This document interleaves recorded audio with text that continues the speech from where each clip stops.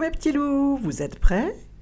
Aujourd'hui, on découvre J'en rêvais depuis longtemps, un livre plein de surprises, écrit et illustré par Olivier Talec, publié aux éditions Actes Sud Junior. Alors, chut, on ouvre le livre et on plonge tous ensemble dans cette belle histoire d'amitié.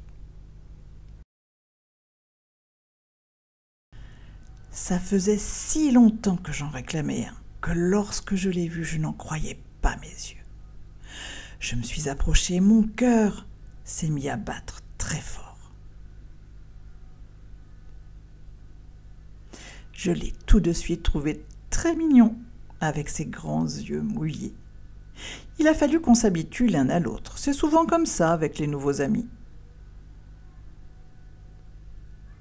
Je sais que c'était un cadeau, mais quand même, j'aurais aimé le choisir. Parce qu'il y en a des tas de différents. Bon, c'est pas grave. Il est quand même super. Et je crois que, de toute manière, on se plaît bien. Je dois le sortir tous les jours, même quand il pleut.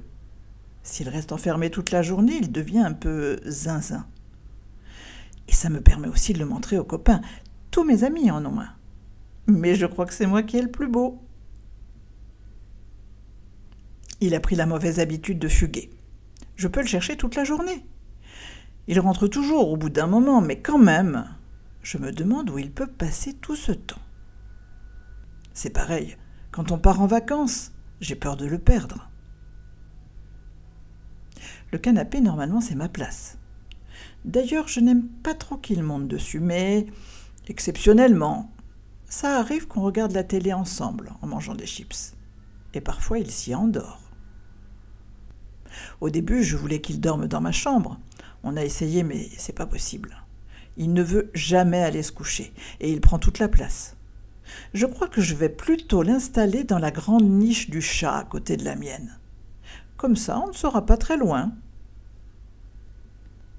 J'ai essayé de lui apprendre à manger par terre, comme tout le monde, mais je vois bien qu'il préfère être à table. Il est très difficile, il n'aime rien. Par exemple, c'est un peu bizarre, il n'aime pas les croquettes. Il est incapable de se laver tout seul.